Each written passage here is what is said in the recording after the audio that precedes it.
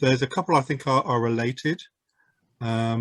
Firstly, from Holger, I would like to explore further what barriers are to geospatial modelling and display of risks, and also just a bit further down from Sue James gives a similar question. You know, what would provide consistent spatial modelling? Is this the same problem as we've gone too far? And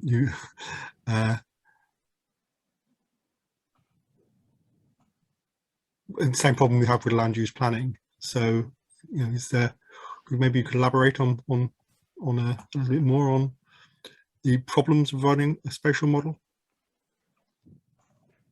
Well, I mean, in terms of, I think in terms of building a spatial model, well, I mean, it's obviously getting, I didn't really touch on this very much. When we have access to, I think, many spatial data sets from the Ordnance Survey, we have data sets on land cover, etc. So I think the problem maybe is an issue around ownership and licensing. So you have to make sure that you have access to the available data. But really, I'm not quite absolutely certain what the question is getting at beyond that. Catherine, did you have any thoughts on that? Yeah, I'll just add a bit to it, Brian, because there's a few questions about this in the slide I can see, as you said.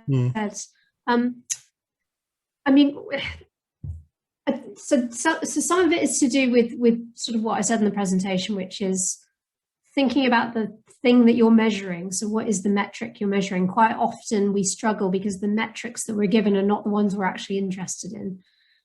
So just as an example from that, from this risk assessment, and this is one of the questions in the Slido as well, we're interested in heat-related deaths, but we haven't got good spatial model data of heat-related deaths. That's one of the reasons why Robert's team is looking at it for OpenCLIM. We have very good spatial information about maximum temperatures, but we need that step on that then goes into the impact of that on people and on the environment, and that's often what's missing, because that's what we measure now. So we don't just measure temperature, we measure impacts on people. So that's one of the big challenges for us. But another one I'd highlight is sort of going a step beyond that almost, and thinking about who is it that you're producing this information for. So as I mentioned, you know, the risk assessment is for government officials. It's to inform them as to what the priorities should be for adaptation policy, and that's a national level question. So then there's also an issue of if you have a lot of spatial modelling data, but you're offering it up to people working in a national government department to inform their view as to where the priorities are nationally, there needs to be something in between those two things, between the output. There needs to be some applied advice on what it all means for them, because they won't be able to get that just from looking at the raw spatial modelling data itself. So quite often there's a research question in the middle that needs to be done as well, which is what are the implications of this for national policy? And that's actually where you get out of modelling altogether and you look at economics and the way policy is done. So that there was a question about, you know, do the water projections mean we shouldn't be doing the Oxford-Cambridge arc? Not necessarily, but the policy question is water companies are required to provide water supply to new development. So it's their responsibility to think about future projections of demand and how they're going to meet that. Is that the right way to be doing it, given future risks? And then you get into all these sort of policy questions, which is way outside, obviously, of what you're doing in the modelling. So it's finding a way to bring all of that together is the really important thing to inform national policy. Okay. So to change the subject a little bit, the next question says the model and method IP is owned by consultants or can be owned by consultants. Results IP owned by CCC. Do you see Daphne being as a practical way to hold apart two sets of IP? Robert, do you want to have a go with that one? So that, I suppose the point I was making there is that the way we have to do it now can constrain who's kind of in the game in a way, because you're having to narrow down who's involved by doing things through a competitive tender process. Whereas we hope one of the really good things about OpenCLIM is that it will be much more inclusive as to who can get involved and who can use it. Well, I think the key point is that with OpenCLIM, we're trying to promote open access and open source use of models, so that these models, again, it's not something you can mandate, but we're promoting this open access and open source modeling, so that essentially the IP of the model will be more accessible.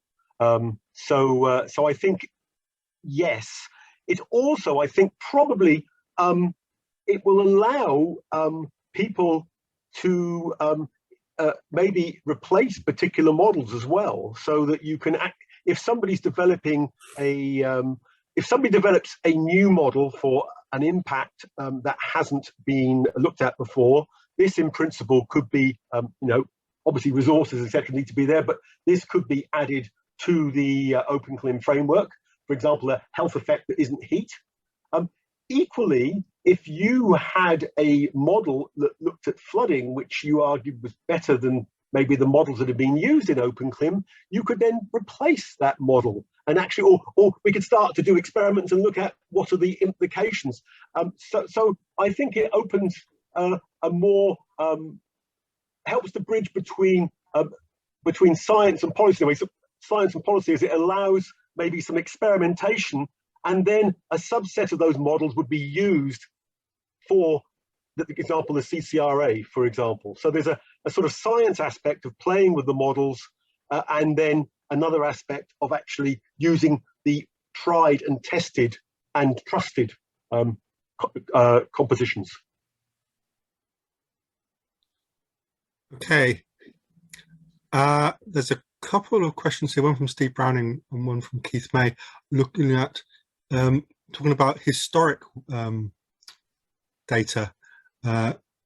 Does a recent increase of climate volatility mean historic weather data is not relevant for projection? And the next one, he goes back even more into deeper time, into paleoclimate data. Does that pose quantitative or qualitative data issues? How might Daphne help with that? So maybe comment on how historic data is integrated into this process. Well, at the present time, really, we're looking mainly at scenarios of the future. So, but there's nothing in principle that stops you using the model framework with measured climate data. But that's just a different question. I mean, which we're not really posing in OpenCLIM, because the question in OpenCLIM is, what does future climate change mean? So we are, not surprisingly, looking at climate change scenarios. But I mean, I think, again, in principle, there's no barrier there. In terms of the issue about the volatility, I mean, again, that's really a question outside the remit of, that's more an AR6, I think, question about for climatologists, really about the validity of climate science. And I think the point is, this approach can take the best climate data and use it. And so we take the best climate data at the time and work it through the system. And that climate data evolves, so each assessment is working with better climate data. Yeah, can I just add to that as well, Brian? Because in the risk assessment, then we have to come up with an approach where we're able to use model data and it feeds through into the questions that I put on the slide that we're trying to answer for government. So what is for this one, what is the current size of the risk and the future size of the risk? So we're interested in both present day and future.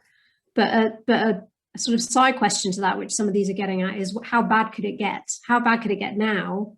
And how bad could it get in 20, 30, 50, 80 years? And the how bad could it get now question is becoming increasingly relevant, because some of these processes may not be being quantified accurately enough in the models to be able to give a good quantitative estimate of that. And I mean, COVID is an example of where that's, the ability to model that happening wasn't there, and it's obviously a classic example of a complex systemic problem where you have lots of feedback loops and it isn't this linear model of change approach. So one of the reasons we go back to a simple approach in the risk assessment is actually to try and deal with this complexity. So we use the modeled outputs, but we also just have expert judgment. We have what if scenarios.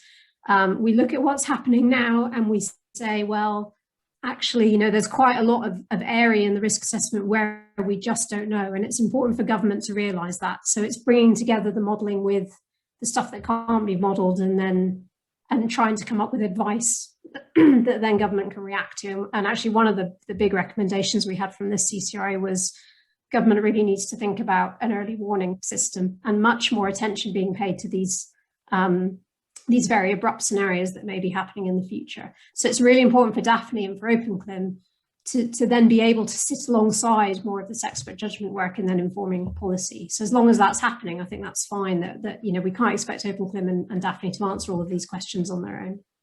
And just to add one very quick comment, I think the detailed process models we're using in OpenCLIM are going to much more quickly pick up thresholds that might exist in climate response than maybe a lot of the more traditional kind of response surfaces, which are kind of, in many ways, don't have an awful lot of the processes represented. So we will, for the inputs you put into the model, you'll capture a more realistic output of what will happen. Including any threshold effects, which is what the question's getting at. Thank you.